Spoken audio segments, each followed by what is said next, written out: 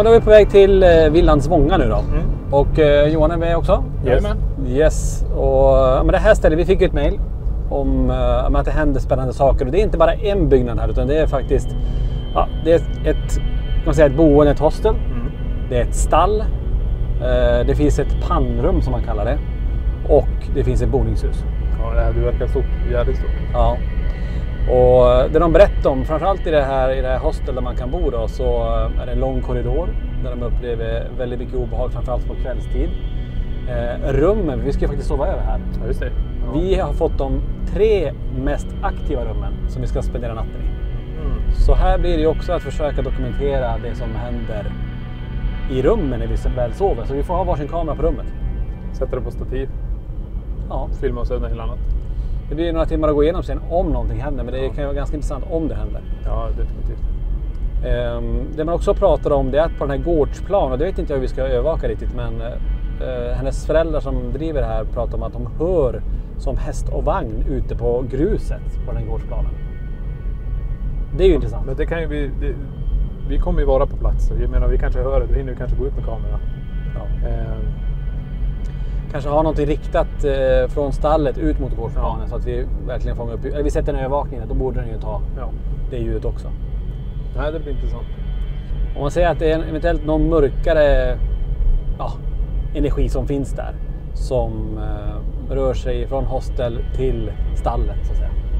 Nej, men det blir intressant att se. Ja, jag menar, om de har steg där, dörrar öppnas och stängs. Vi vet inte vad vi kan längta. Det kan ju vara vad som helst. Ja, precis. Nej, det blir jävla häftigt. Så det blir många ställen att undersöka, men vi får ju lägga ut kamerorna där vi tror är de hotspotsen som vi får reda på mer ikväll. När vi kommer fram. Felicia heter den tjejen som ska vara med. Vi får se om hon överhuvudtaget törs vara kvar. Okay. För hon har sagt hon ska jobba i det här också sen. Och frågan är, hon kommer ju ändå se vad som händer, så att frågan är ändå om man inte vill vara med i så fall. Ja, men sen när vi har fått igenom allting, det kanske hjälper när lite grann att förstå vad det är som rör sig där också. Vi vet ju inte nu. Nej. Man kanske tror att det är mörkare energier, men det är kanske någon som bara söker uppmärksamhet. Och nu får de uppmärksamheten, så kanske det lugnar ner sig. Jag vet inte, vi får se vad som händer. Precis. Och det som är intressant med den här stallbyggnaden, det kan också vara se, är det något speciellt bås som är mer aktivt än annat? För det kan ju vara ibland om hästar reagerar på något speciellt sätt, för de är ju väldigt känsliga. Ja. Att de inte vill gå in i vissa ställen. Då får vi titta på vad är det som gör det. Finns det någon naturlig förklaring till det? Ja. Eller är det någonting helt annat? Ja. Ja, vi är snart framme då. Där är det. Yes!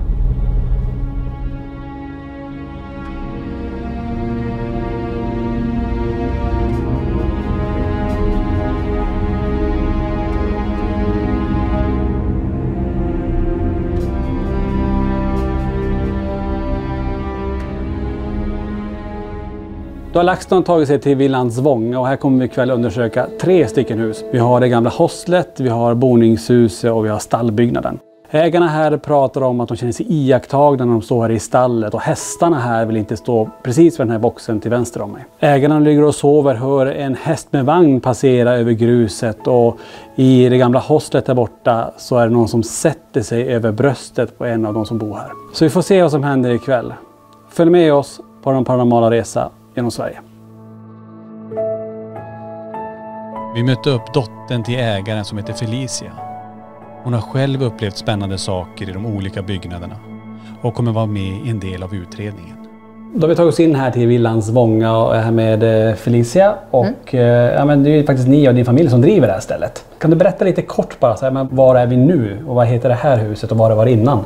Vi är i Vånga vandrarhem. Detta har då varit ett gammalt grisstall innan det byggdes om till vandrarhem 2004. Men gården och marken, hästhagarna längre bort där, de är sedan 1600-talet. Där de innan har haft en marknadsplats som hette Kullatorp. Och boningshuset som vi kommer få se, det är från 1700-talet och 1800-talet. Där det är 2 hus nere från byn som har flyttats upp hit och byggts ihop till ett hus. Men hur många hus är det här? Det är alltså, som vi kommer ha ikväll här, blir det 3 hus då? Ja, det är detta vandrarhemmet. Det är ett häststall som är inbyggt i vandrarhemmet och ett boningshus. Okay. Som är mina föräldrars. Vilket av de här husen tycker du känns som mest aktiva, eller är det alla? Så jag skulle nog säga alla, fast det är på olika sätt. huset är nog mer alltså påfrestande eller påtagligt, för det är där man är oftast. Vandrarhemmet är obehagligt på ett annat sätt. Stallet, det lämnar man ju ganska snabbt, så det blir ju inte den rädslan. Ska vi ta ett varv runt här? För nu står vi här i vandrarhemmet. Ja. Kan du berätta lite vad du har upplevt eller vad gäster kanske har upplevt till och med? Är det bara ni i familjen eller har även gäster berättat om saker som händer? Alltså det är lite båda delar. Det är ju mycket familjen, för de pratar man ju med oftast. Men vi har ju även gäster som har berättat och då påtalat att det har varit stök eller så under nätterna när de har varit här. I korridoren, det är ju många som känner obehag där nerifrån. När man kommer, och speciellt när man går på toaletten eller så mitt i natten.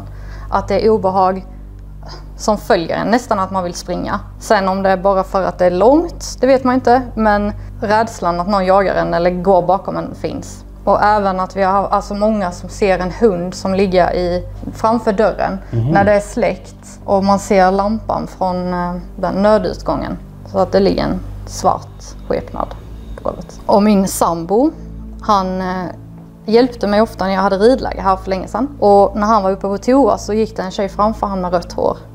Som svängde av in till toaletterna här.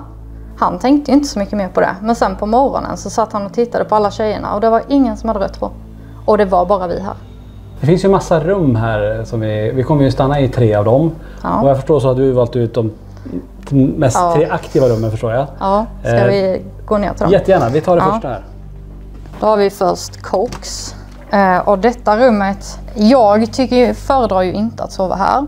Då jag har vaknat av att alltså att det har suttit någon på mig mitt i natten. Och min sambo reagerade också för att han vaknade av att jag var orolig och hunden flög upp på mig och morrade. Alltså du känner hur du låg och sov här? Ja. Vaknade du upp att var det tryck över bröstet eller såg du någonting eller? Alltså jag vaknade ju av att det satt någon på mig, nästan som ströp mig. Jag kan se figuren framför mig, har googlat, kan vara någon mara. Och jag kunde ju inte röra mig. Kändes det som en sömnparalys tyckte du? Att det var ja, typ liknande? Ja, liknande. Men jag vet att... Har du haft sånt innan tänker jag? Nej. Var det här första gången? Ja. Enda gången? Ja, enda gången och första gången. I det här rummet? I detta rummet. Okej. Okay. Vem vill ta det här rummet sen? Jag sover. Ska du sova här? Ja, på denna sidan som den jag har bäddat till. Där sov jag. Min sambo sov bredvid. Hunden sov på golvet. Och hunden hoppade upp på mig. Det var i oktober. Runt den 27 någon gång. 12-1 kanske. Okay, vi hade varit på kalas så det var ju sent. Ja. Bra. Och ni hade somnat och sen vaknade upp? Ja. De flesta som berättar det är ju att de hör någon med stora tunga skor som går i korridoren. Okay. Och det hör de ju i de flesta rummen. Sen denna sidan har ett annat ljud jämfört med denna sidan. Men jag upplever att de 2 är lugnast. Okej, då är vi i ett annat rum som vi ska spendera natten i. Vad heter det här numret? Gloucester? Ja. Okay. När jag var liten så lekte vi ofta kurragömma här ute med kompisar. Och då såg det inte ut som det gör nu, utan då var det en dubbelsäng och den stod i mitten. Och jag och en kompis, vi gömde oss här inne under sängen. Vi började gallskrika bägge 2, sprang ut. Då ser vi 2 hälar som står liksom bredvid sängen, alltså ut mot väggen, ut mot fönstret. Och ser bara 2 fötter, ingenting annat. Och efter det så, nej, jag såg inte det.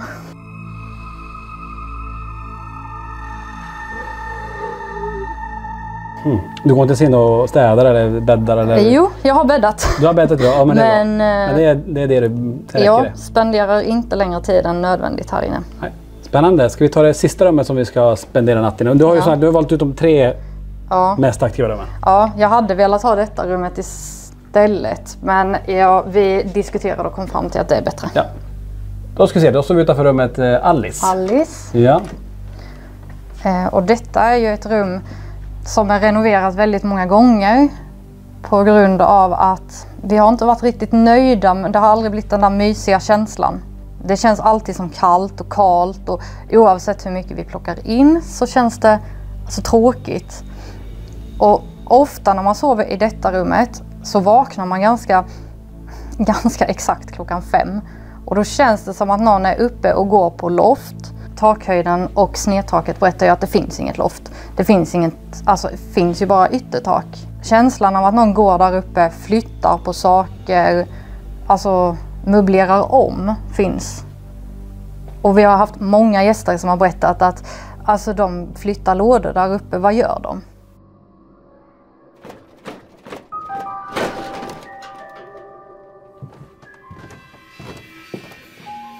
Denna sidan är ofta folk som liksom har sagt då att ja, folk flyttar grejer uppe på loftet.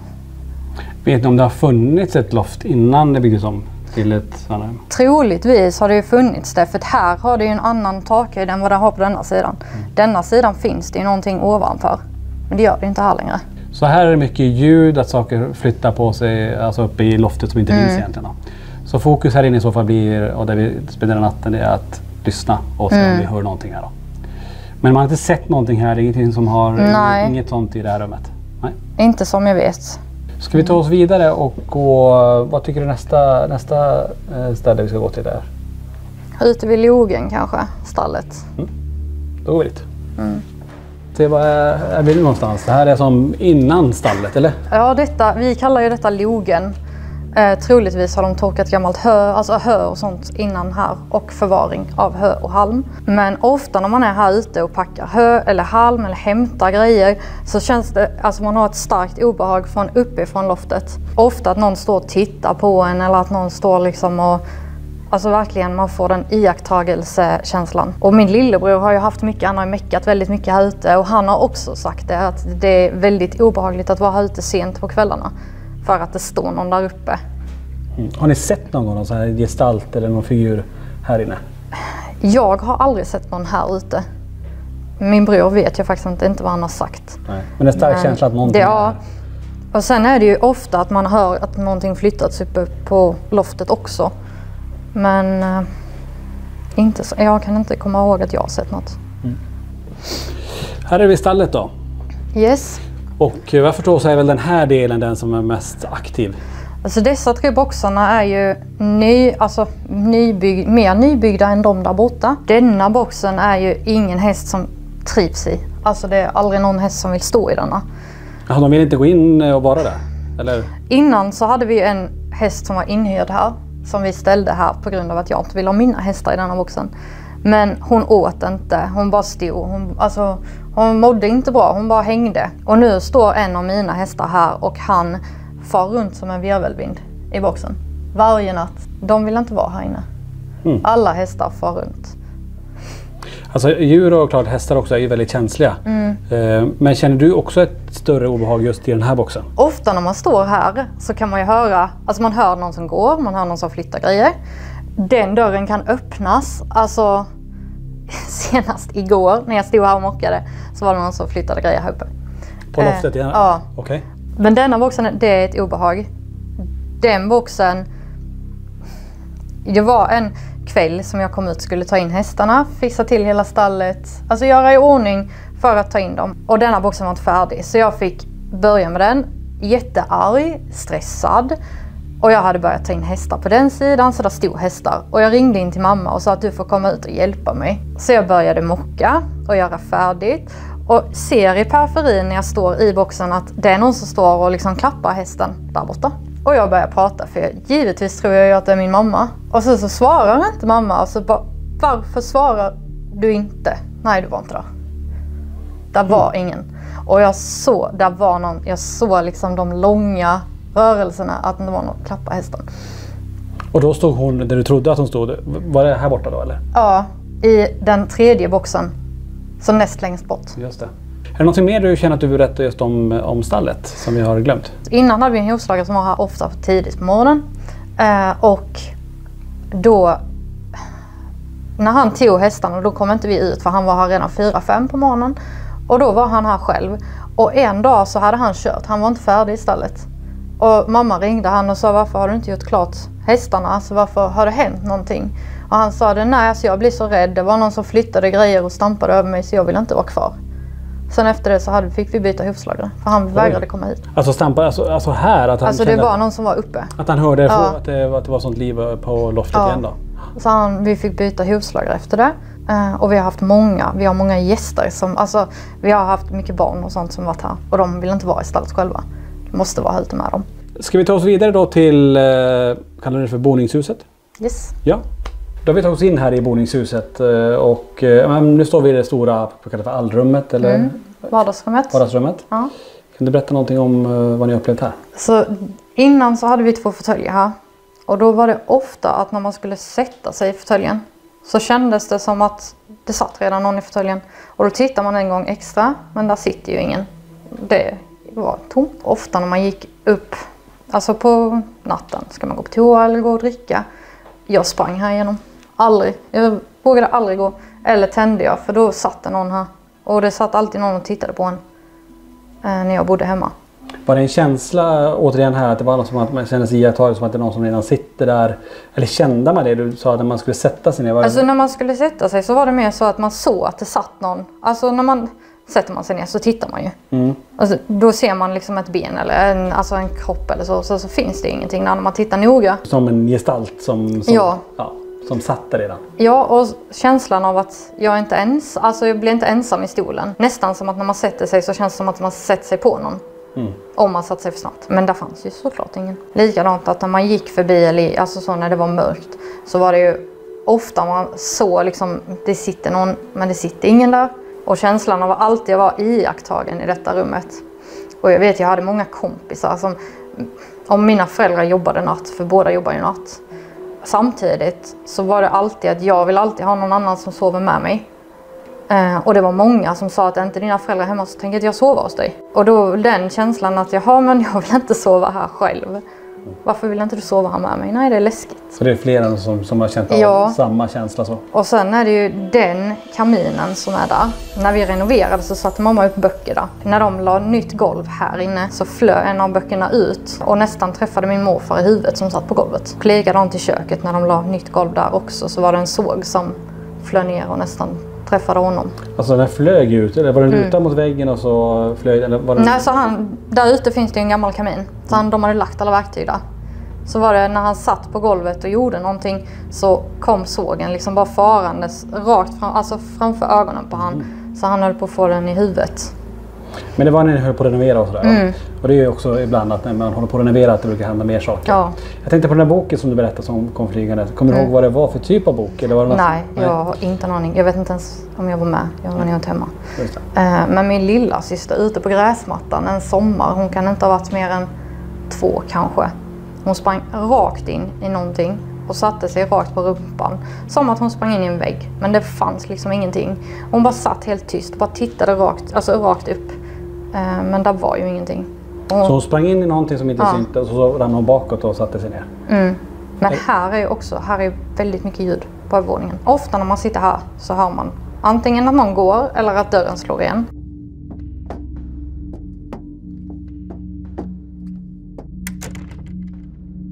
Och då är det ju dörren in till det rummet som var tomt på övervåningen. Där uppe när jag bodde hemma så var det ju mitt rum. Och där uppe var det ofta att jag vaknade av att det stod någon i mitt rum. Eller att någon kompis vaknade av att det står någon och tittar på oss. Hur tänker dina föräldrar är de som bor här och är här till vardags? Upplever de mycket grejer i det här huset och ute i stallet?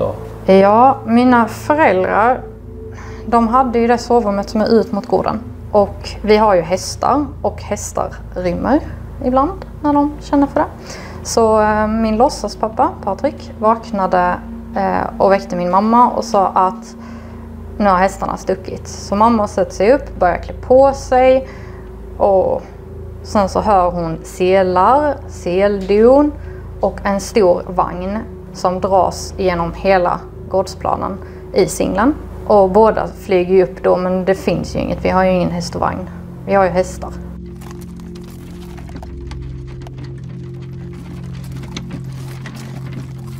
Alltså som att någonting långt tillbaka med häst och vagn passerar framför mellan stallet och boningshuset. Ja, så rakt igenom. Det är ju en passage. Man kan ju köra runt hela gården. Så utifrån och sen rakt igenom. Så de hörde i gruset hur det är någon vagn som åker igenom till och med. Och såg inget? Nej. Ja, men tack för den här rundturen Felicia. Det är kul att få se de här husen och vi får se vad som händer ikväll då.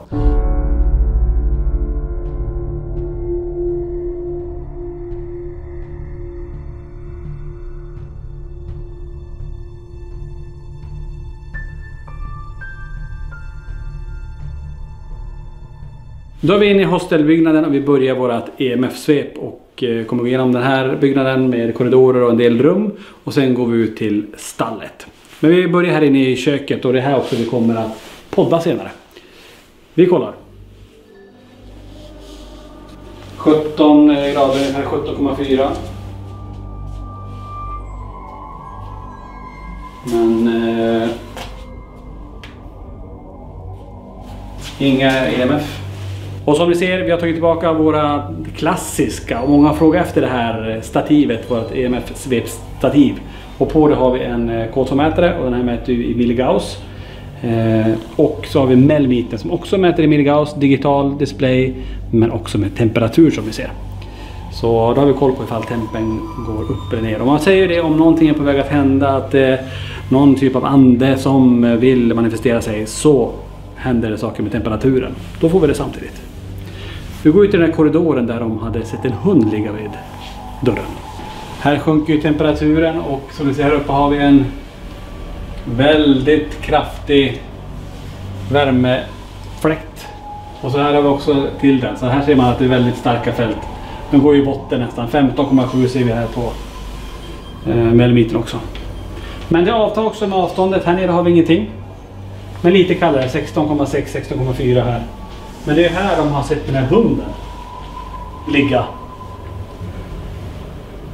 Och här har vi inga EMF-förslag, men kallt 15 grader ungefär efter golvet. Då står vi i den här korridoren och här känner ju ägarna ett stort obehag när man går. Gäster som sover på framförallt vänstersidan i de rummen, de hör steg att det är någon som går utanför där, fast ingen är där.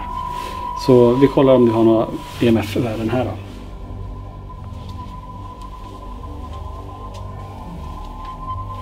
Ungefär 16 grader här. Och här kommer vi fram till det första rummet, Cox, som en av oss ska sova i. Och jag tror att det här blir Johans rum faktiskt. Det kan vi säga, det var ju också i det här rummet där hon kände hur någon satte sig på hennes bröst när hon låg och sov här. 17,9 grader.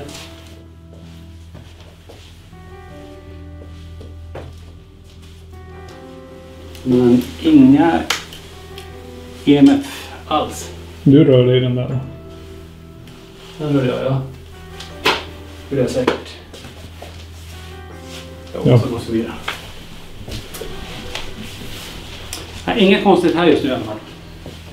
Det var också i den här korridoren där de såg en person med rött hår svänga av mot toalettgrupper längre upp här. Men på morgonen sen vid frukosten fanns det ingen som hade rött hår. Det var ganska intressant också. Gloster, ett annat rum. Och det här, Niklas, det här är ju ditt rum.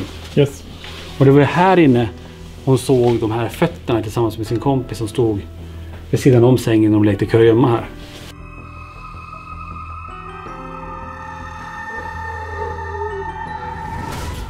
,4 grader.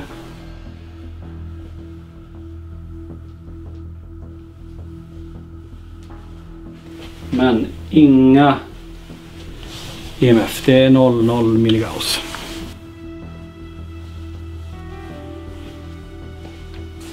Här kommer vi till rum Alice, det här jag ska sova. Och det är i det här rummet de hör hur någon rör sig på loftet, fast det finns inget loft här.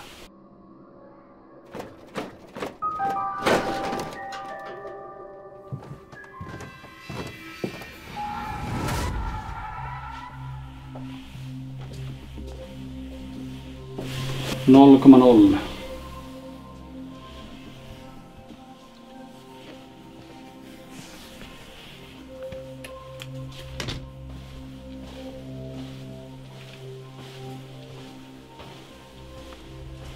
Här står vi i köket kan man säga, där folk äter frukost. Vi har inte fått något rapporterat om något speciellt händer här. Men vi tänker ändå att vi sätter en kamera utifall någonting händer nu när vi är helt själva här. Så vi kommer sätta ut lite instrument på alla de här borden. Och se om det som finns här eventuellt kommer fram till någon av de här borden och sätter sig ner och på något sätt påverkar utrustningen. Så vi kör ett svep här också.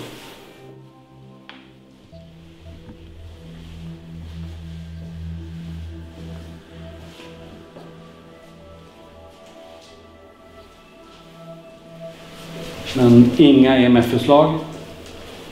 Temperaturen ungefär 18 grader. Då går vi ut till den delen där hon, dottern i familjen och sonen har känt ett stort obehag när de är ute och meckar med, framförallt sonen med sin bil här. Att det är någon som tittar ner från loftet. Så vi går och kollar den här delen innan vi går in i själva stallet. Och som säger, här sjunker temperaturen rejält. 5,2 grader just nu. 4 grader. 4,1, 3,6, 3,5, 3,4. 2,4, det är ju utomhus och här finns ju ingen värme och det är framförallt här då och upp mot loftet som du ser nu. Det är där uppe de känner att det är någon som står och tittar ner på dem. Någon som droppar här också som ni hör. Det får jag lite kolla på ikväll sen. Att det här konstanta droppljudet det är ganska frekvent så det där vi känner igen också. Men jag får inga EMF-förslag alls här. Då går vi in i stallet tycker jag.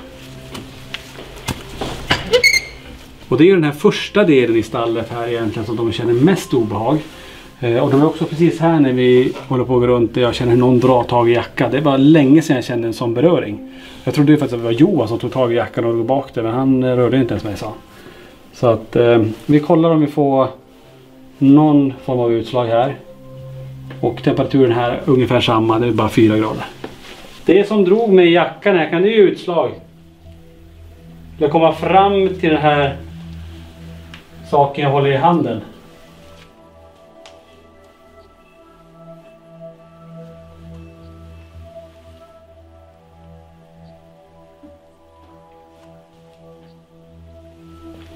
Ibland så känner man mig på sig inför kvällen vad som kommer hända och vad man tror att det kommer vara mest aktivitet i alla fall.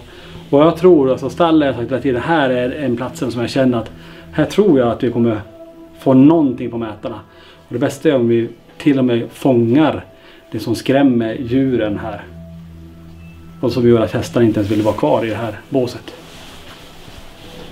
Vi går in i det här båset som de säger är värst. Något här som kan komma fram.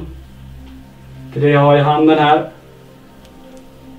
Det som påverkar hästarna som är här att de inte vill stå. Inga EMF-förslag. 4 grader ungefär.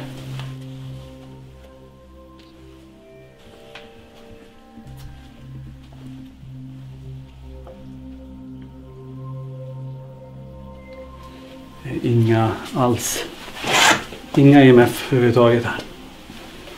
Men det är bra, då vet vi det. Vi har ju det här loftet ovanför den här stallbyggnaden där de pratar om att det rör sig mycket. Det flyttas höbalar och det är steg och alltihopa där. Vi har en stege där borta som går upp dit, men vi vet inte hur säkert det är att gå där uppe.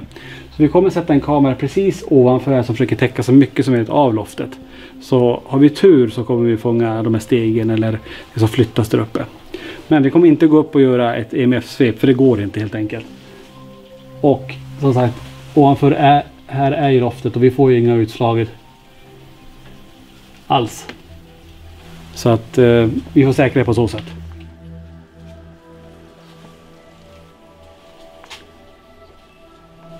Och här som ni ser här har vi ett naturligt fält av lysröret.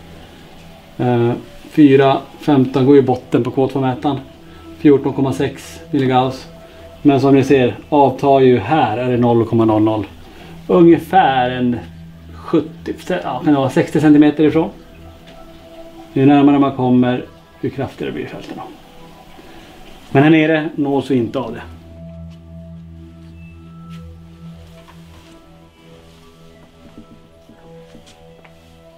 Om en annat fält i någon av de här båsen. Det var ju faktiskt det tredje båset här.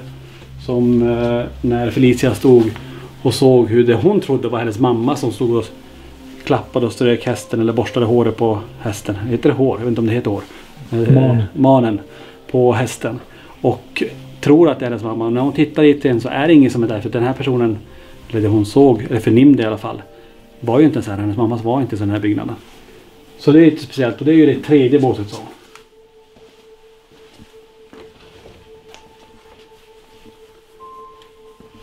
Det som rör sig här inne, kan du komma fram till min arm här?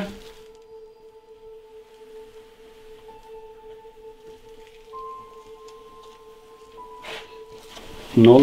Inga EMF allt.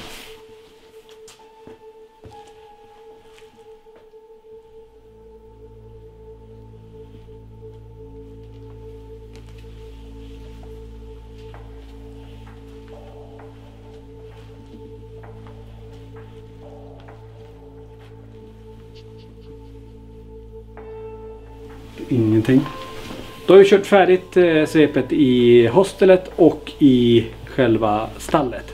Vi har ju kvar själva boningshuset. Där är det nu folk och full rörelse, så där kommer vi inte kunna göra EMF-svepet just nu.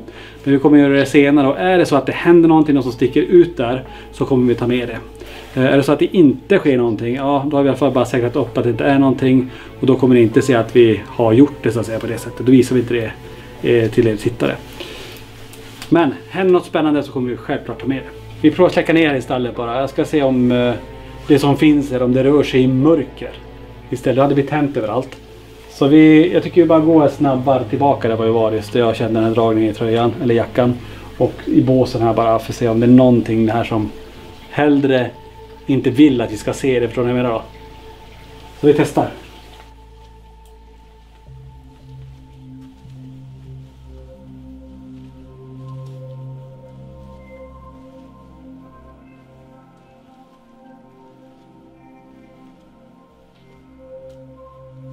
Någon som rör sig här inne.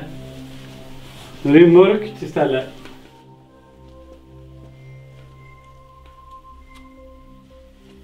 Det som får hästarna oroliga här. Det är någon som sköter om hästarna här. Det är kaninen som är sådär.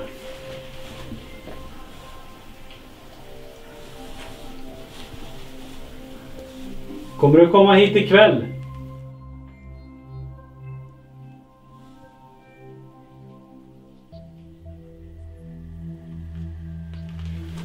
Inga utslag alls. Det vi får tänka på här ikväll också är att det är dåligt väder ute, det är regnar, det droppar vatten. Vi har en kanin sagt här inne som också ifrån sig ljud. Nu känner vi igen det ljudet. Så det ska vi också ha koll på. Men vi kommer att kunna urskilja det mot de ljuden de hört. De har ändå hört stora saker som någon som går och släpar hö uppe på loftet. Och där uppe när vi kikar upp, där finns ju verkligen ingenting. Det är bara plank och massa hö. Lite svårt att se vad det är hål eller inte. Därav att vi inte går upp mer än nödvändigt då.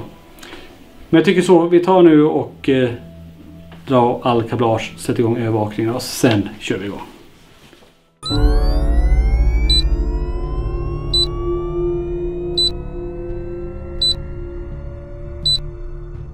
Då är det dags att köra igång i första sessionen där jag och Niklas som är först ut. Vi kommer ha lite olika konstellationer under kvällen. Johan kommer vara med och Felicia kommer också vara med i någon session, så vi får se lite hur vi lägger upp det.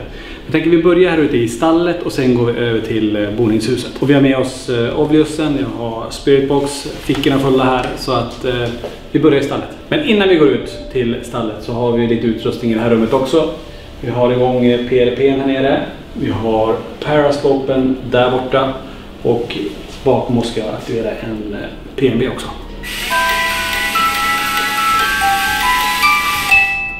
Så om någonting passerar här nu då. Så rör vi oss utåt här.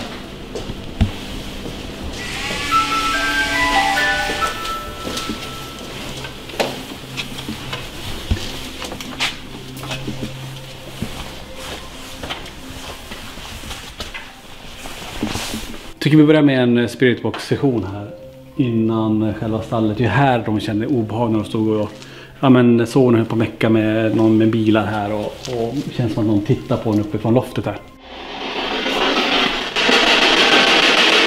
Den säger ett namn, vem som är här.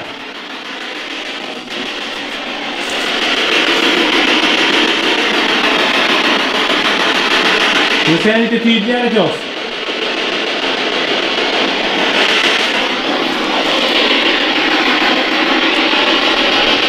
Den brukar stå här uppe och titta ner. Skulle du kunna springa där uppe på loftet så vi hör dina steg?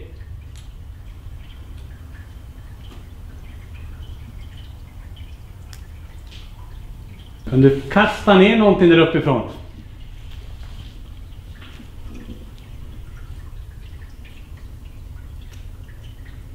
Ska vi fortsätta inåt då? Ja. Är det någon som är här?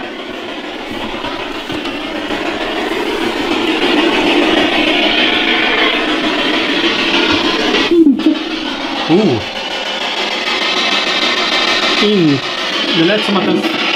Det lät som att den sa inte, eller in. Det lät som en kvinna i alla fall. Ja. Precis för det här stallet där de har känt mycket. Och precis bara ett par meter längre var det jag kände tidigare någon som drog mig i jackan. Kan du säga ditt namn högt?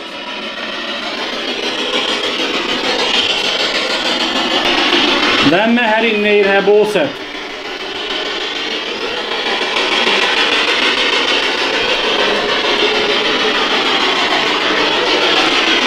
Har du sån kraft att du kan stänga den här dörren framför mig, eller båsdörren här?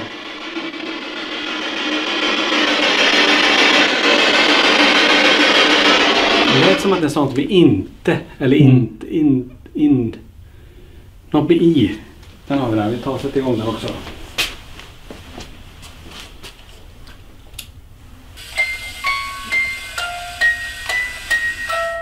Är det någon som är inne i det där båset? Kan du komma ut till oss hit?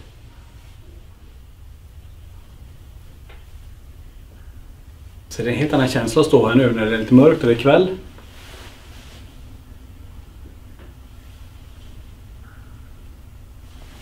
Det är en kvinna som kommer igenom. Kan du komma igenom en gång till?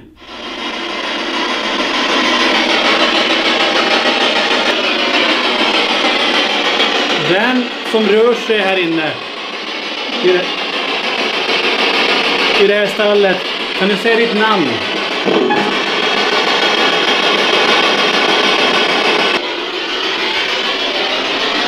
Är du fast här inne?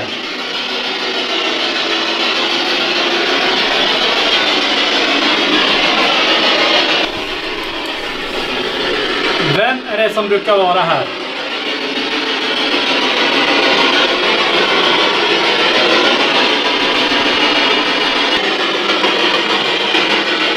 Är det en kvinna som är här?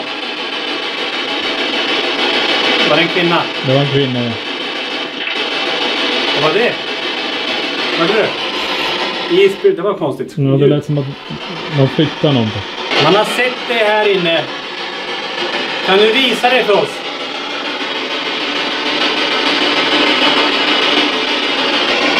Är det okej att jag står... Ja, kan jag prata? Ja. Är det okej att jag står här? Om du vill att jag ska gå, säg gå.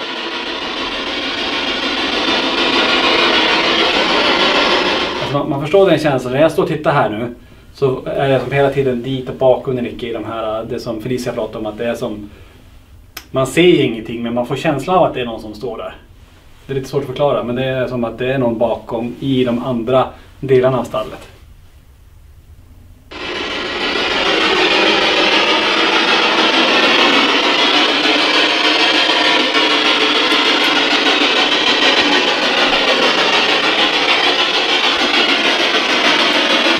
Vem tog mig jackan här?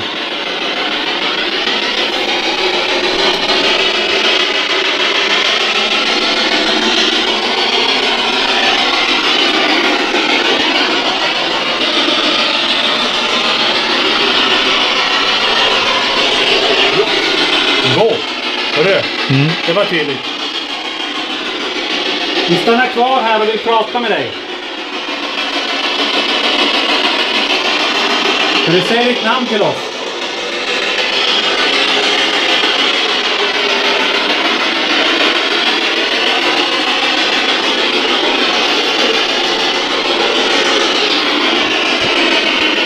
Om det är någon här inne som är vid de här båsen, kan du ställa dig jämte det båset så kommer en lampa lysa upp för oss.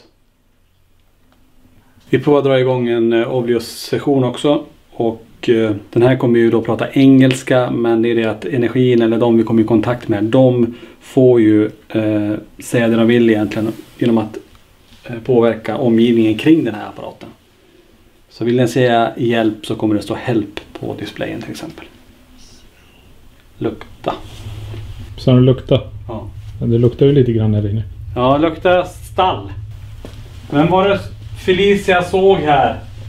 stryka en häst, kamma håret på en häst, eller manen heter det. Vem såg hon vid det här båset?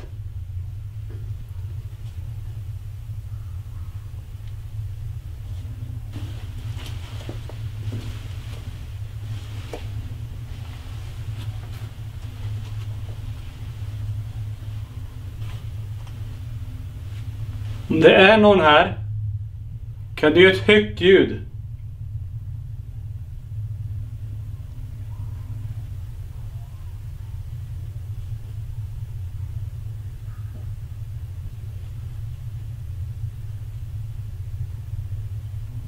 Det är väldigt tyst. Ja. Lite om jag har hundar på avstånd eller någonting. Är det någon som ylar eller vad är det? Ja. Vi tar och kör en EVP-session. Mm. Och då tänker jag att vi kan använda LaxTon-appen. Och det här är ju tanken då att om det finns någonting här inne att de kan kommunicera med oss och egentligen tala om egentligen vad de vill. Och vi kanske inte hör det direkt när vi lyssnar nu, men när vi sen spelar upp det så kan vi ju fånga röster i det här. Så vi försöker att se om det händer någonting. Om det är någon som är här inne, säg ditt namn till oss så vet vi vem vi pratar med. Är det okej att vi är här inne? Är det någonting du vill hälsa oss? Eller ägarna här? Är du fast här?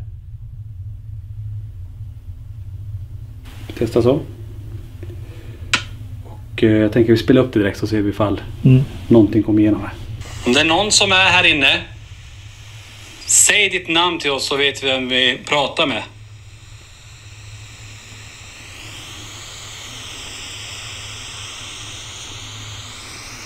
Är det okej att vi är här inne?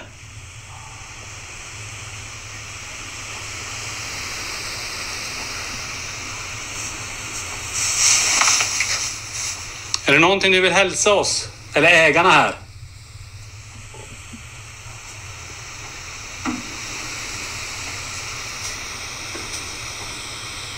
Är du fast här?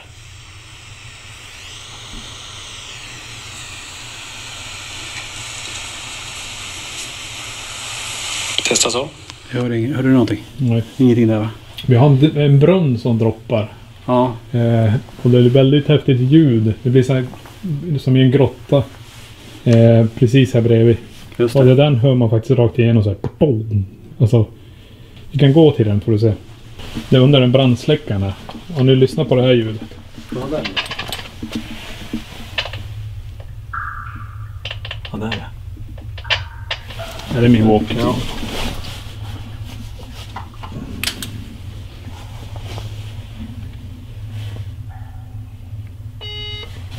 Det enda vi hörde under EVP-sessionen egentligen, det var ju det här brunnsljudet, det här vattnet som droppar ner. Det kom igenom väldigt tydligt. Så pass bra är ju appen att den fångar in det här ljudet. Så jag lyssnar själv, det var det här den hörde.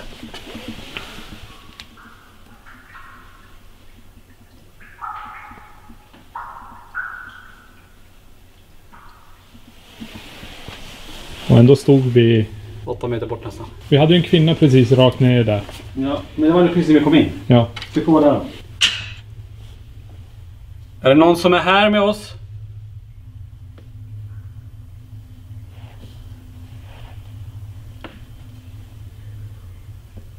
Vänta.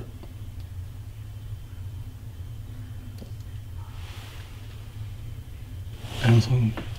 Hör du ljudet? Det låter som steg. Kan du springa där uppe? Vi lyssnar på den där. Ja. Är det någon som är här med oss?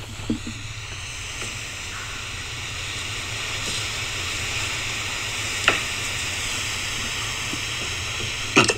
Hör du? Duk, duk. Mm.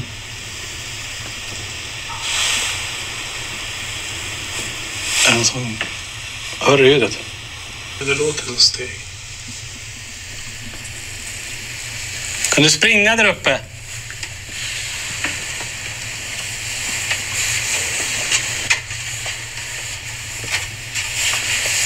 Där är ni vi rör oss och så med jackorna. Ja. Jag ska bara testa en sprutbox igen här bara för att det här har ju någonting kom igenom innan. Är det någon som är här?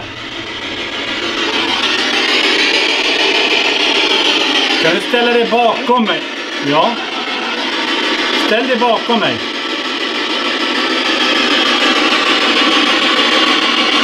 Du får knuffa fram mig om du vill, men jag står i vägen.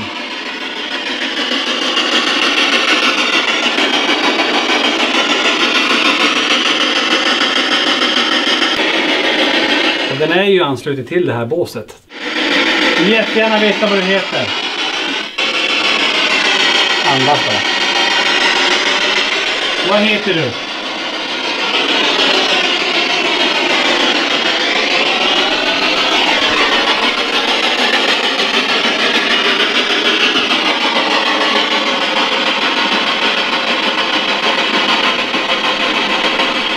Jag tänker så här, vi går över till boningshuset. Och kolla där också. Vi hämtar lite mer grejer bara. Yes.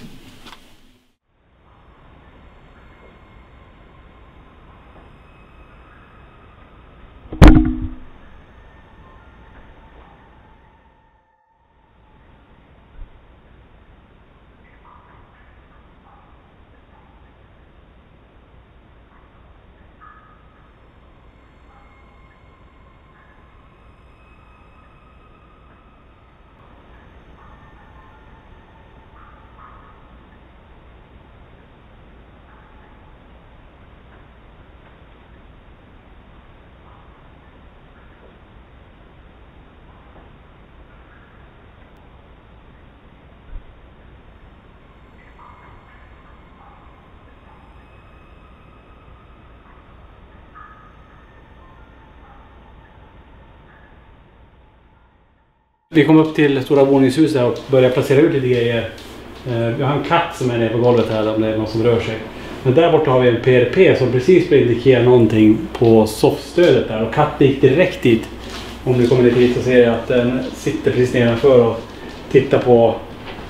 Men den börjar lite smått på sig. Det som är i det här rummet. Kan ni göra det en gång till? Rör den lilla metallpinnen som sticker upp där. Blåser lite, han har en värmefläkt där.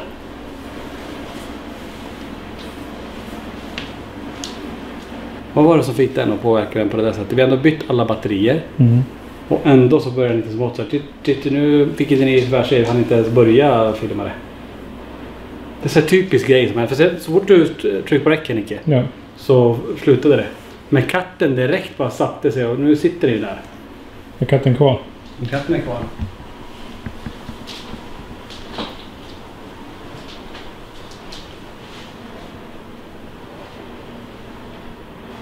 Så vi kan kommunicera det som är då. Det ser ut som hon har span på någonting i hörnet. I hörnet? Ja. Nu går hon till hörnet. Eller den katten, med hon eller han, vet inte. Ska vi prova att kommunicera lite då?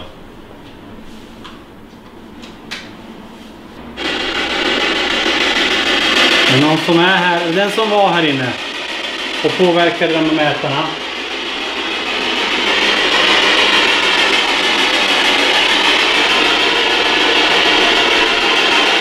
De har ju fått en bok och kastas ner från hyllorna här. Och från kaminen här.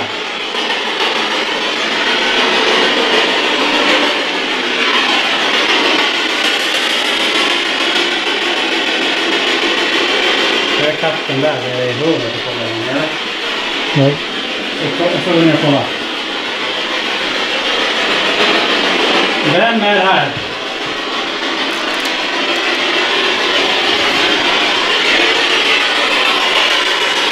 Jag var rysningar här nere. Alltså. Jag gick in i någonting precis här.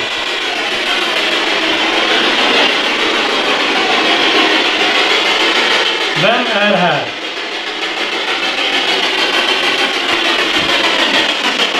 Det lät som... Kan du dämpa den då? Det lät som någon i bakgrunden. När det stod det. Kan du prova en gång till om det var eko?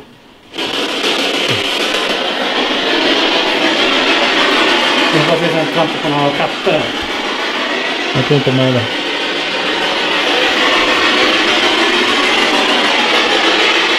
Hörru. Jag svänger runt nu. Nej. Okej. Det finns en katt här. Ja, det var en katt. Här kommer katten nu.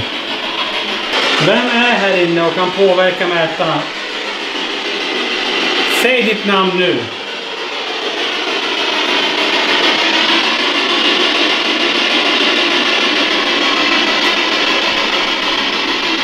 Det var himla skumt det där alltså. Ska vi skifta? Vill du köra Nicky då? Ja, det var ganska intressant att katten stirrar i det här hörnet. Ska vi prova att lägga en PNB in i det hörnet då? Ja, testa. Vi ställer den.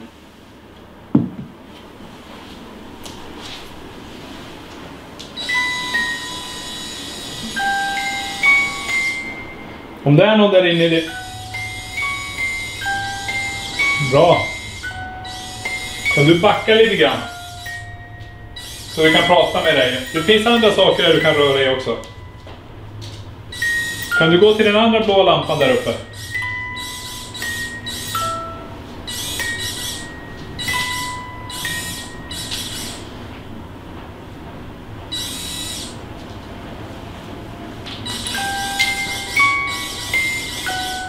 Katten reagerar. Ja. Spela för fullt om du inte tycker om katter.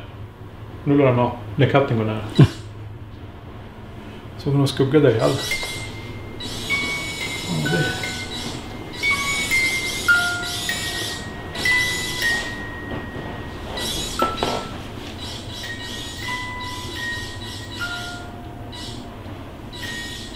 De måste komma utifrån. Vad skymde det fönstret eller? Det här är intressant. Vi har någonting där som rör sig. Katten är väldigt intresserad av.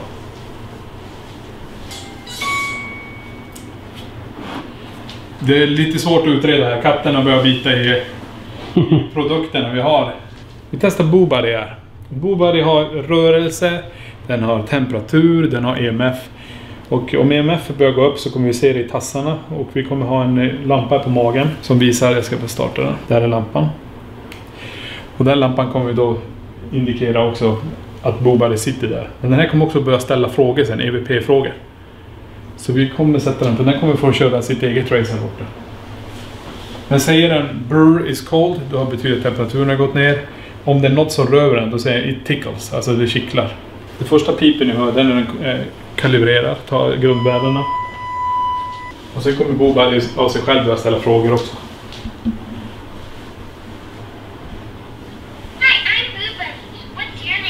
Så nu är BoBuddy aktiverad.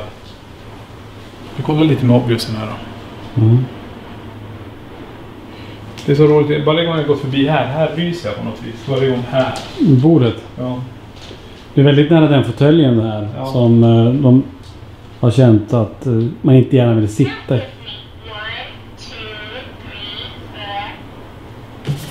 Wow. Vad är det? Katt. Hopp. Nu gick temperaturen upp, säger jag. Men nu får vi se om den åker ner, för nu är katten där igen.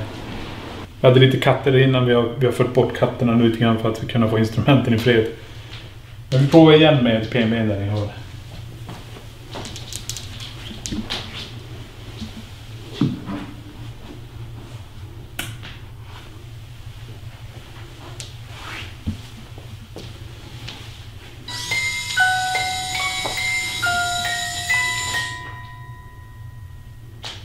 Nu är den tyst.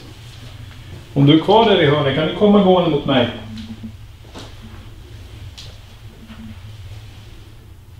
Jag tycker vi sätter BoBuddy på bordet.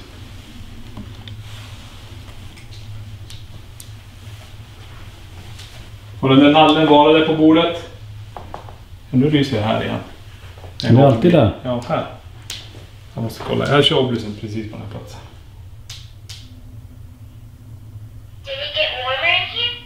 Nu säger den att det blir varmare. Den säger första date distance. Johnny. Johnny. Ja. Mad. Johnny arg. Ja. Okej, det får vi komma ihåg. Så är det. Det han gör, BoBuddy gör nu är att ställa en fråga, en EVP-fråga för att bli interaktiv så att andarna ska kunna påverkan är. När de kommer in i det här rummet nu så förstår de att den här säger någonting. Så förhoppningsvis om den säger it tickles så betyder att den har flyttat på sig. Och den här kan vi också sätta framför en kamera. Sitta och lyssna på den hela tiden. För det kommer komma ord då och då för att den ska vara interaktiv med energierna och andarna som rör sig i det här huset. Hur många är det som är här?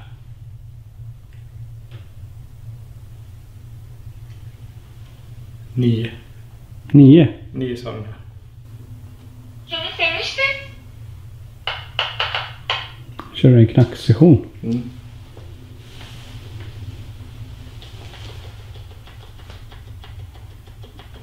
Vad låter? Katt. Vars? Här uppe. Det är katten som kör knacksession. Blueberries ticklish. Någonting rör i det. Fick bara igenom 9 när jag frågade också. Hur många är de? 9. Det är intressant. Men Johnny arg, den är ju Johnny intressant. mad. Jag kommer starta spiritboxen här. Jag kommer stänga av Blueberry medans. För annars kommer vi misstolka orden som kommer. Ja. Men vi kör spiritbox för att se om vi kan kommunicera med det som rör sig här. För det sa ju Johnny mad. Det är ju också intressant. Vem har vi här? Är Johnny här?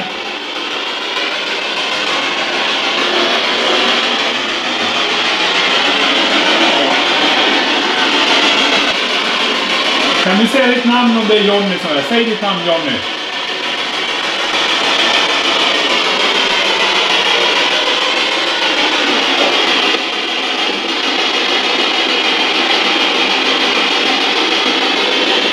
Är det din fåtölj Johnny?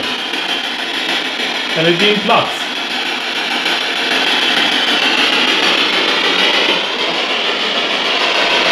Jag måste säga någonting bakom mig. Ja. Kom in och sätt dig här Johnny med mig. Var det du som höll på med den här järnpinnen innan?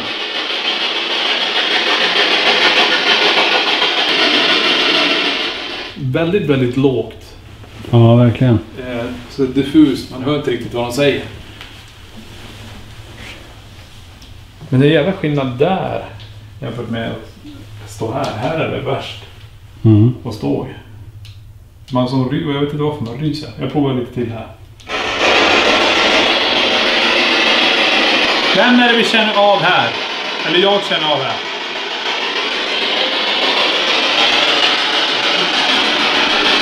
Kvinna som kommer in.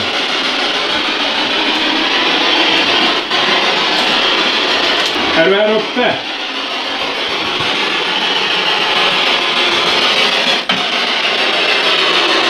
Ett slag. Ja. Kan du kasta ner någonting till oss?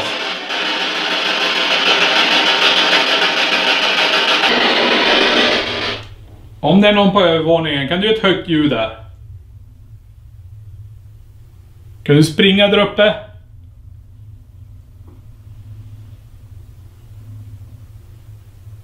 Kan du kasta någonting?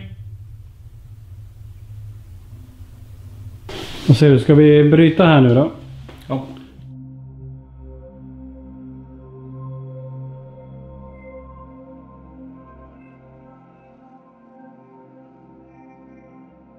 Då är det dags. Jag och Niklas går iväg. Johan. Det här är första gången så här vi har en kameraman. Ja, men det också. Johan bakom kameran. Det får hitta till ifall det blir obehagligt eller om det händer något konstigt bakom kameran. Ja. Det är minst lika viktigt, den positionen. Ja.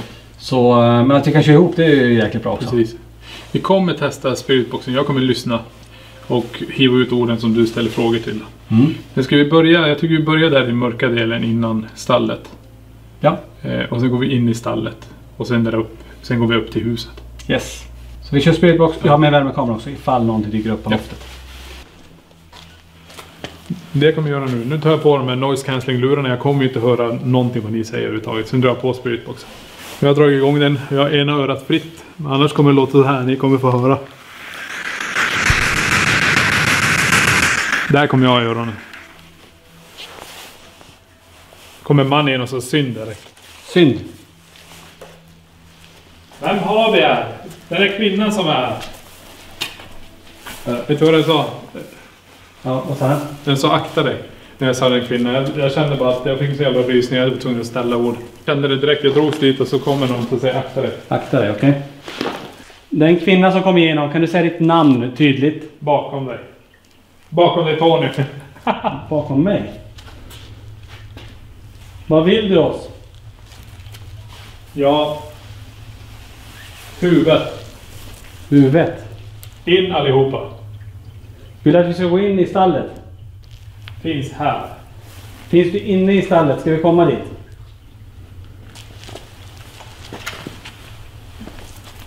Säg ditt namn. En man som sa jag finns. Rakt fram. Du är alltså här inne. Vill du hälsa ägarna någonting?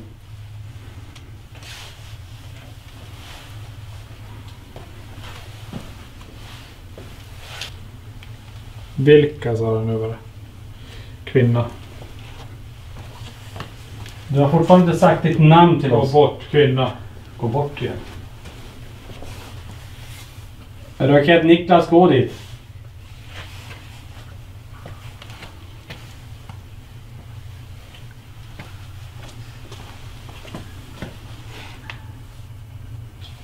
Kan du ställa dig jämte han? Bakom dig Tony, sa den. Igen bakom mig Tony. Följer du efter mig? Om du är här, rör mig i så fall. Jag kommer. Det var en man. Jag kommer, okej. Kom och rör mig då.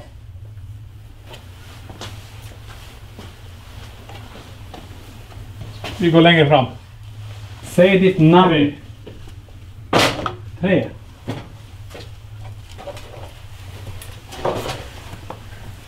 Spark. Har det hänt någon olycka här inne? Daniel.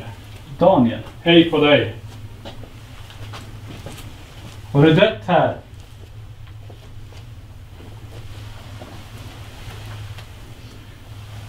Lev. Lev tar liv. Lev tar liv. Lev tar liv. Vill att du ska gå härifrån? Wow, det var som någon knackade mig på axeln.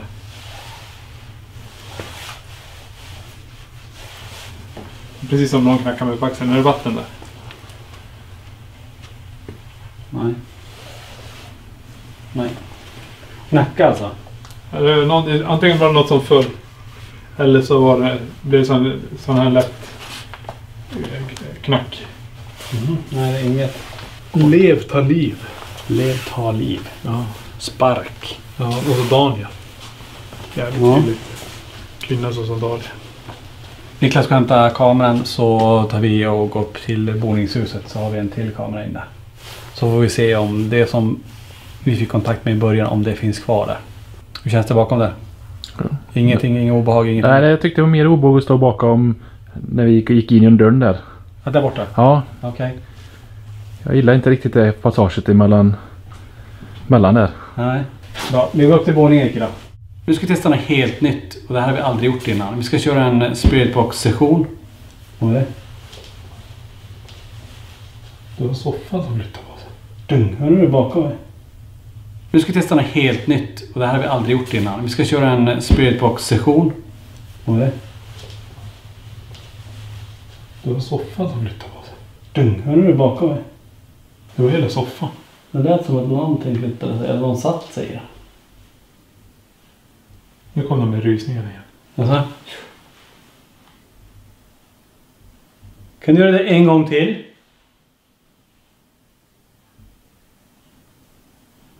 Jag menar, vi har en PNB, vi har en Periscope. Ingenting att reagera. Nej. Det var soffan som flyttade på sig. Så det lät som att Så här. med läder det var som lät. Så här. Ja, Eller hur? typ fast en gång. Fast en gång, boom. Som att man sätter sig ner i soffan.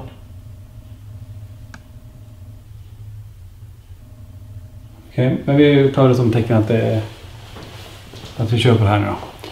Som sagt, vi ska köra någonting vi aldrig gjort innan. Vi ska köra en Spiritbox-session. Men vi kommer inte ställa frågorna, utan vi kommer vara tysta. Men däremot så kommer man kunna läsa frågorna. Vi har förberett en del frågor. Så att vi kommer filma det, men vi kommer inte prata. Och så får vi se om vi måste aktivt ställa frågorna, alltså verbalt. Eller om det som finns här faktiskt är så intelligent att den vet frågan och säger rätt svar. Skulle du snurra runt sig i rummet då? Ja, Johan får filma själva frågan. Ja. Spiritboxen får lägga där borta på soffan. Nu där var det mest aktivitet. Det var där vi hade innan med PLP:n också. Så jag tänker, om vi drar igång Spiritboxen, Nicke, där borta. Ja. Och nu pratar vi inte, jag kommer bara byta frågor.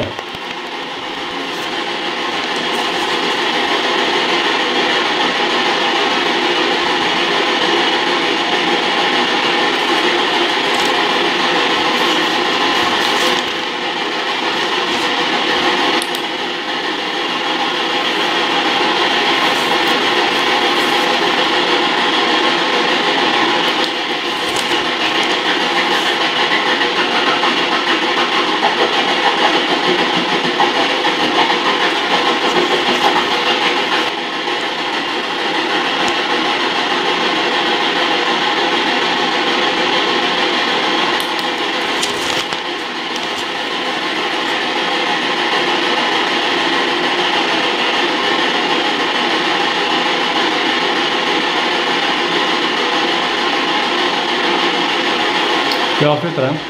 Det är väl ganska intressant, för den sa ju faktiskt ingenting. Nej. Vi ställde 3 frågor. Vi visade er tittare på det och visade även rakt fram ingenting. Vi sa ingenting. Men vi fick inte heller någon respons alls. Det finns ju en teori till. Krävs det att vi håller i den här och fungerar som antenner till energierna så de kan komma igenom den här? Ska vi ta det en gång till? Om jag står där borta och håller den i handen.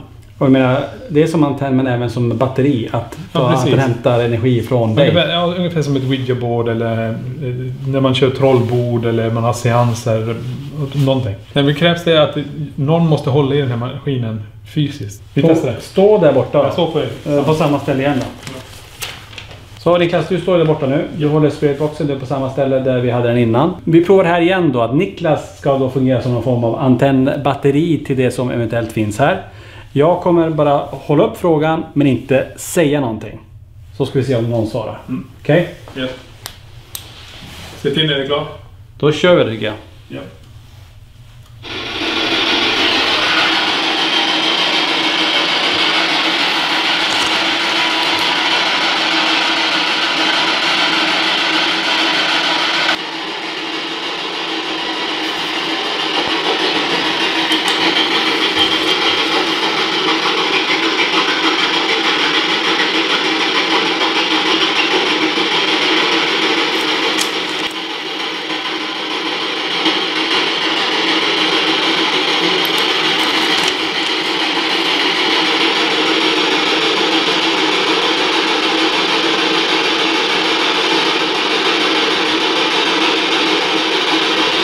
Det kom ingenting igenom nu. Vi testar den där. Sen finns det en sista vi ska göra. Det är att jag också ställer frågorna när jag håller i den här. Vad heter du? Något svar kom igenom. Då kommer namnet igen. Fortsätt. Vet du om att du är död?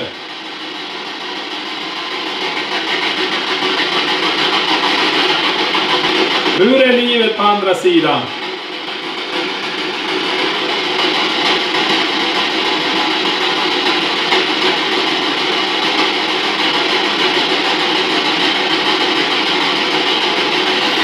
Det var intressant. Det var ju faktiskt enda gången vi fick något svar. När Niklas höll i den och ställde frågan till den verbalt. Det var den enda gången vi fick någonting. Vi hörde inte vad den sa, men det var en svag. Det lät som en yngre person. Ja. Och det var på frågan, vad heter du? Ja. Häftigt. Ja, det var intressant. Men det är bra test att se lite grann. Hur funkar det här? Och det här är något helt nytt. Vi får se om vi gör det flera gånger. Det här är bara, man får ju ha, för att se om det ligger någonting bakom det här. Så behöver vi ju kanske en test längre fram också. Men precis. Men just nu så är det här resultatet. Så att när du säger någonting, då fick jag svaret. Fick du svaret. Och du måste hålla i det. På en fråga av 3. Ja. Vi gör så här, vi kommer placera om den här kameran. Vi ställer den borta där nu och så kommer vi rotera runt lite grann. Vi kommer gå runt med spiritboxen här. Vi sitter nu i den här delen som de känner är det mest obehagliga. Men nu ska vi få se om vi kan kommunicera med den energin här. Det känns som att jag skulle ha nallen där. på den kanten av bordet. Eller ta periskopen och ställ den på den delen av bordet. Det här känns som en naturlig passage. Här borta? Ja, ställ den där ute i hörnet där. Jag vet inte, det känns som att jag på något sätt drar sig lite åt det där hållet. Men det känns som att här när du sitter här har du, alltså, du har ju full koll på hela rummet när du sitter här. Mm. Johan? Nej, du visar det. Precis när jag sa det så gick det runt ett varv. Ja. Här har du, alltså, du har ju full koll på hela rummet när du sitter här. Mm. Johan? Nej, du visar det. Kan du gå där igen? Sitter jag på din plats? Men så här har du varit här. Verkligen. PDPn, ingen kommer igång, då är den igång. Vi har varit på ställen förut där var det så här. Ja. Vad händer om vi sätter PNB någon annanstans? Ljud. What the fuck? Går dit. Det var någon som lät här inne. Det som är intressant är att periskopen gick hitåt. Ja. Det var någonting som... Men det var här, Niklas, det var här i början. Jag tycker det lät som det var någon som slog i dörren där borta. Nu? Hallå, när jag stod här. I vilken dörr menar du då? Det är ju en dörr ut där borta.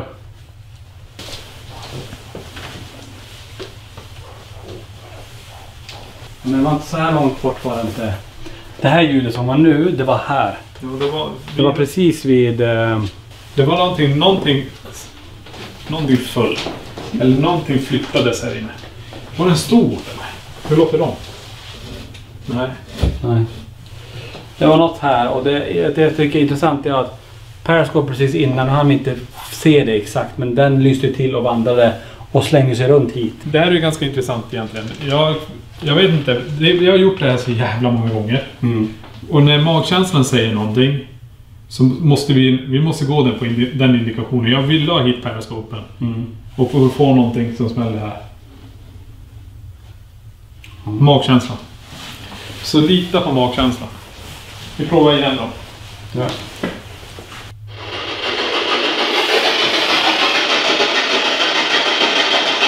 Är det här du brukar sitta och titta på alla? Ljudet. Vad var det för ljud nu? Dong, det hörde jag också, men nu var det här. Ja. Nu har det varit tyst från det här skåpet. Dong. Jag hörde inte riktigt, för jag har ju spirit också. Ja, men jag hörde det jättetydligt. Det måste ha hörts på kameran. Jag hörde en smäll, det hörde jag. Hörde du det? Dong. Då tror jag. Kan du göra ett ljud till så vi vet var du är?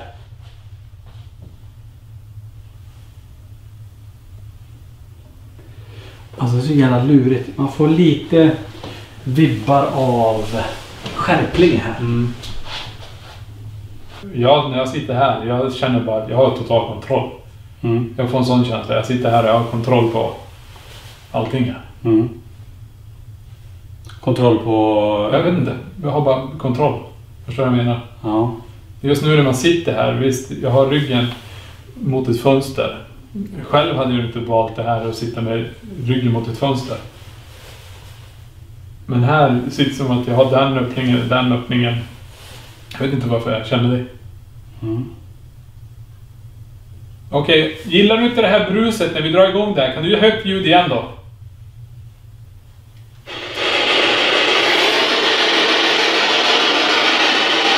Vem är det som rör sig här?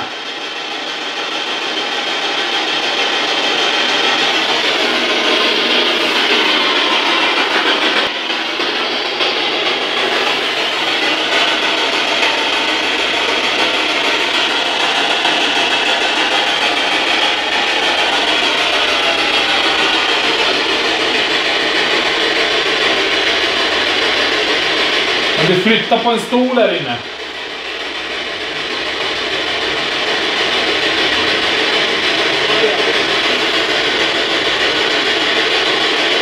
Vad var det? Ja. Jag vet inte om det är så ja visst eller ja visst. Alltså med sponsring eller. Säg ditt namn. Ja, samma skillnad.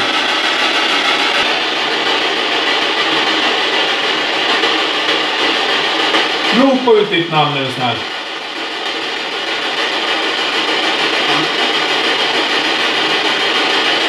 Är det Ann? Ann. Ann. Är det Ann vi pratar med? Ja. Nej. Väldigt sant. Ann, kan du komma hit och ställa dig bredvid oss? Kan du ta bort den där järnpinnen på soffan?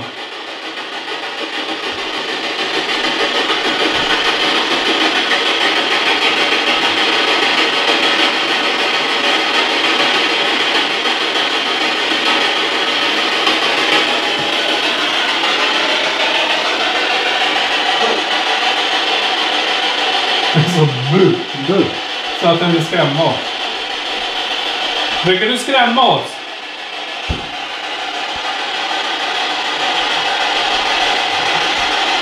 Såg du... Det vibrerade i soffan så. Nej.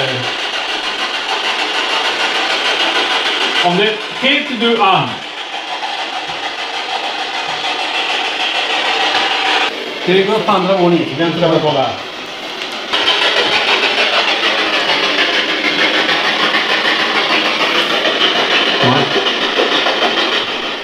Det var jävligt svårt komplicerat just här.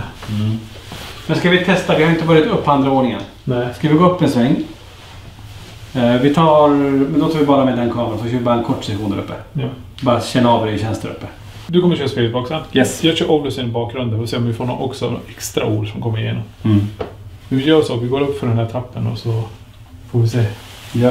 Vi har här i trappen så var det... Vi har ju varit här innan och filmat lite grann interiör och exteriör. Och nu ligger en sol. En träsol typ. Den här hängde ägaren upp innan. Här på sidan. Men nu ligger den i trappen. Vi såg det innan också. Jag var tvungen att kolla med henne om hon har satt ner den. Men det hade hon inte. Så den har ju ramlat ner av någon anledning. Och ligger nu mitt i trappan. Så den får ligga kvar där då. Men jag kan ställa en fråga om det. Har du kastat ner den här träsolen?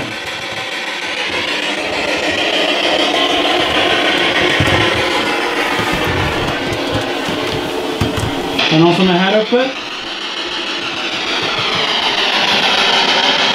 I det här rummet är det många som känner obehag.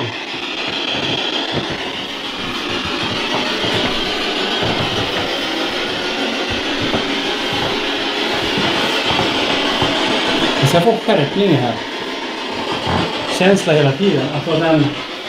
Inte att det är obehagligt, men huset faktiskt. Någon som vill prata med oss här uppe?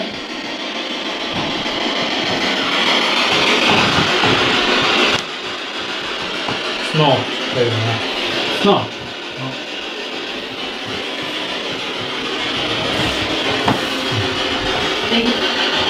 Ligg. Det var till. Ligg. Jag lägger det. Niklas lägger sig här.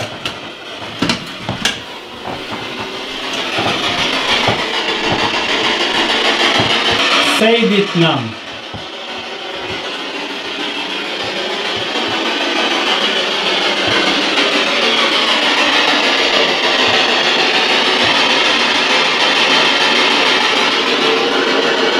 Nu ligger jag här. Vad vill du? Vad vill du att jag ska göra?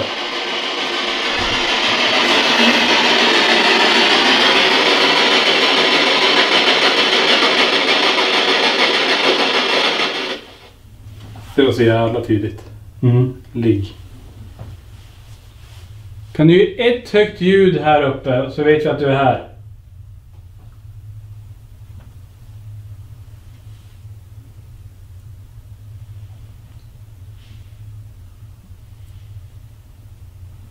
Det var så jävla klockrent ligg. Ja. Men då tänker jag så här då. Vi avrundar här. Och så går vi tillbaka. Och sen går vi hit även med... Vi börjar med stallet och så går vi hit sen också med Felicia. Då är det dags att gå runt igen och vi börjar här nere i korridoren och nu är Felicia med också.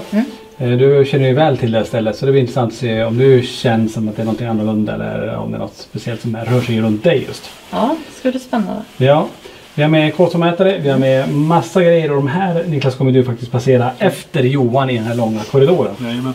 Så se om någonting rör sig här så kommer de indikera på det i så fall. Vi kör spiritbox samtidigt och så går vi hela vägen ner längst ner till dörren där. Så får du, Niklas, passera ut grejerna. Har vi någon med oss i korridoren?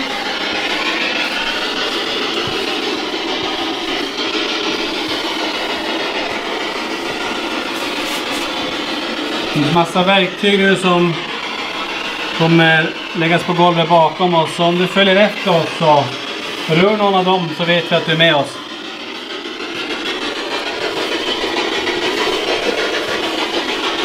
Du behöver inte vara rädd för oss utan du kan bara komma fram. Vi vill bara prata med dig.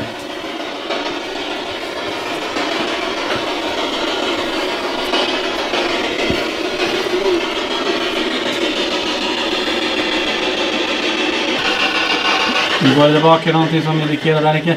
Ingenting än. Va? Ingenting än. Nej. Kan vi inte få ditt namn?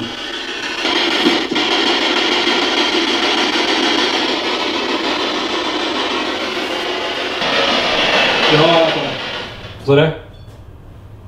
Händer någonting där? det var där ni fick de första rösterna. Ja. Vem är det här? Kan du springa förbi här, är du snäll? Du ser, nu ger vi dig uppmärksamhet. Då. Nyss hör du bara typ... Kan du... Kolla periskopen. Periskopen börjar Vart var det? längst bort. Det röda. Rött statiskt fält där. Bra, kom hitåt. Det var bara ett litet... Den lyser den fortfarande eller? Den lyser fortfarande. Nu är den på väg. Ja, kom gående mot oss nu. Den energi som rör sig här. Spring mot oss är du snäll. Där är kommunikation igen här, får se. Det som var i korridoren, kom hit och prata med oss.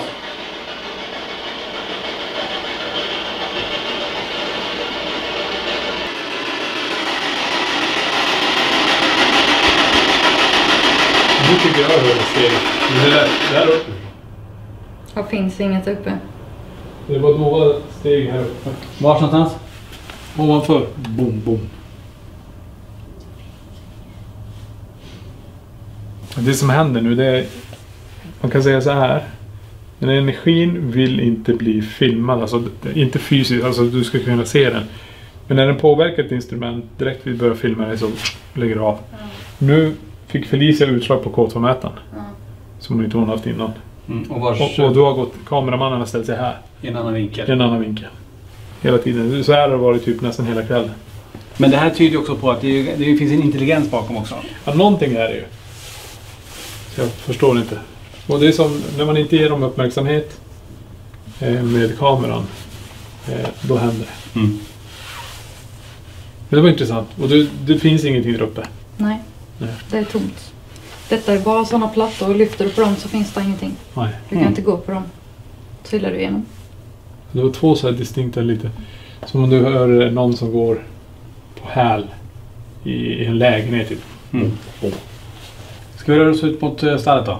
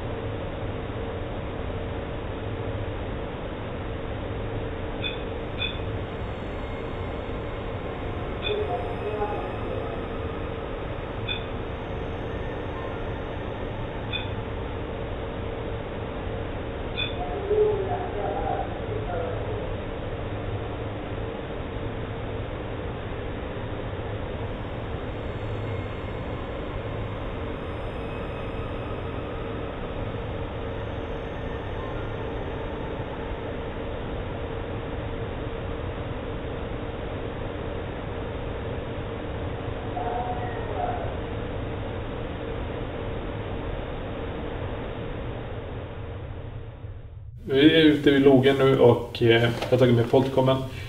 Vi ska vandra runt här och så komma in till stallet där och gå runt här och så se om vi får någonting genom på Ponticomna. Jag tycker vi kör igång. Yes. Jag drar igång den här så får vi lyssna vad som händer. Har vi någon med oss här?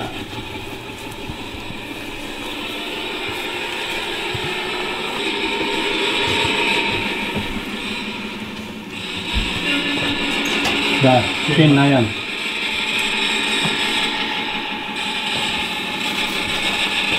Den här ska man helst sitta ner med och köra. Det är det som är så knepigt. Det är så många rattar jag behöver styra samtidigt. Man kanske ska köra boningen då. Ja.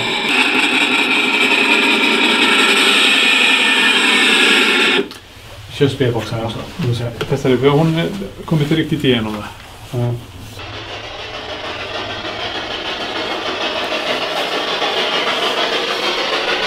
Känner du igen hon som står här?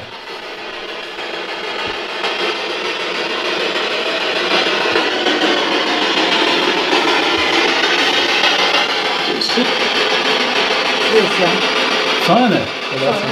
Det lät som Felicia. Hej. Hej, Hej. vem pratar jag med? Annette.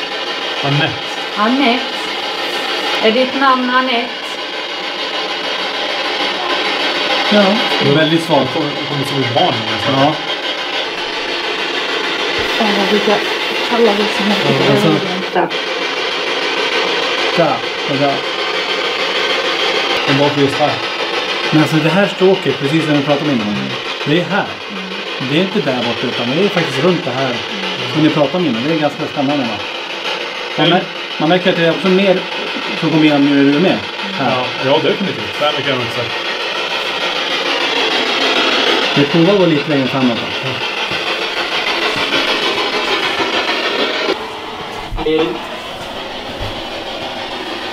Så det är Erik. Erik eller hej? Nej, Erik var det.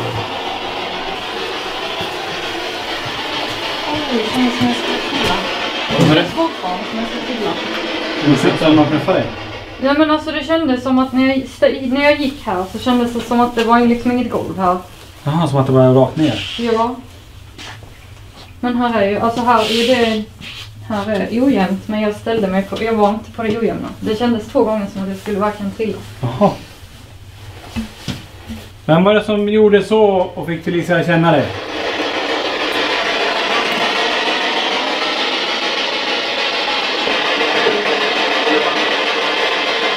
Man långt från partner. Man har dialog där. Men jag tror man säger.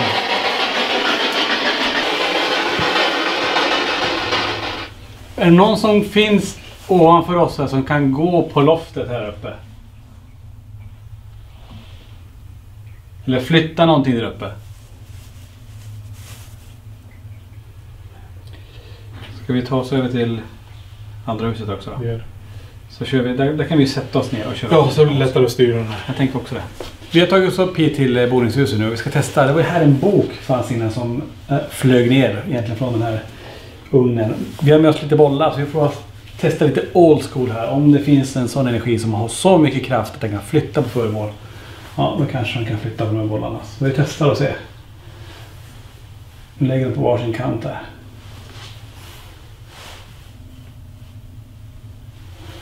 Så du får när du vill under kvällen när vi är här putta ner någon av de här bollarna.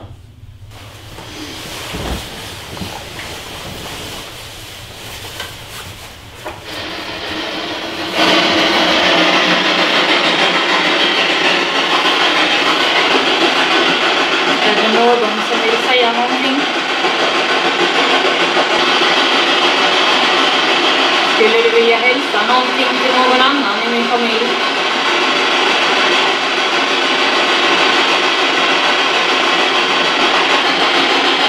Finns det någon här i stormen?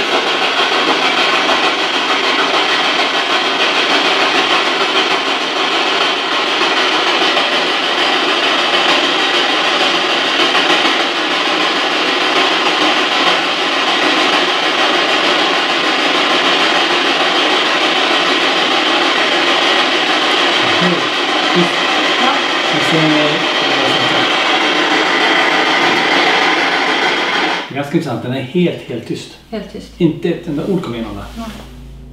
Vi har satt BoBuddy ute i korridoren. Nu ska de få sitta och kommunicera med det som rör sig i den här korridoren. Ställa massa frågor. Vi har REM-pods, vi har PRP, vi har Periscope i hela korridoren. Nu ska vi sitta och bevaka bara. Så jag kommer lägga den här kameran riktad bara mot BoBuddy.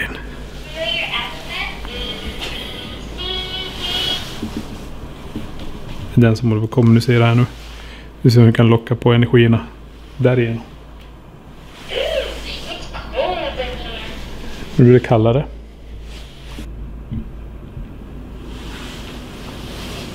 Can we finish this?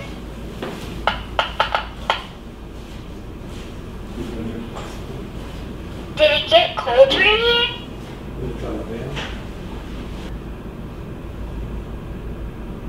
Do you like to play pretend?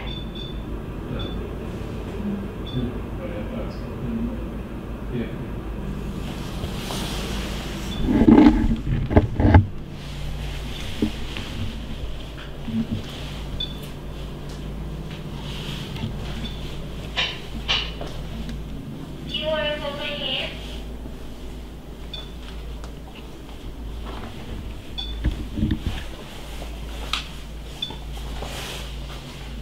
En PP som börjar indikera här. Kört BoBuddy en dag. Tänkte de skulle få. Det verkar vara den här.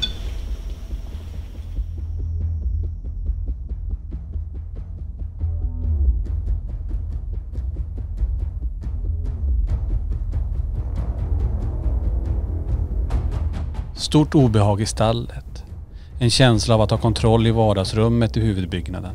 Oförklarliga ljud i köket och vardagsrummet var bara några av sakerna som vi fick uppleva. Vi kan mycket väl förstå ägarna och att de upplever spännande saker i husen. Vi fick igenom namnet Johnny och att han var arg. Men var denna Johnny och varför var han arg? Den enda kopplingen till Johnny var ägarens sambo som hette detta i andra namn. Men utöver detta så fick vi inte mer info om vem denna Johnny kan vara.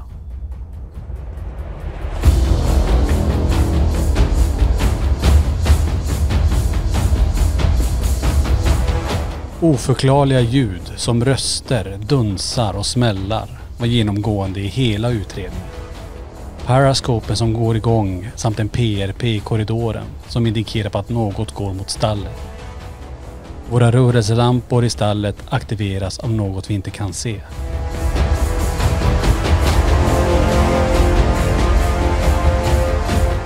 Rummen Cox, Gloucester och Alice väljer att inte utreda, utan vi vill försöka uppleva dem. Vi har med oss varsin kamera ifall något skulle hända under natten. Som sagt, vi la oss i hopp om att bli väckta av någonting oförklarligt och paranormalt. Men denna gång ville andarna inte göra sig påmind om vad de faktiskt har kraft till att göra.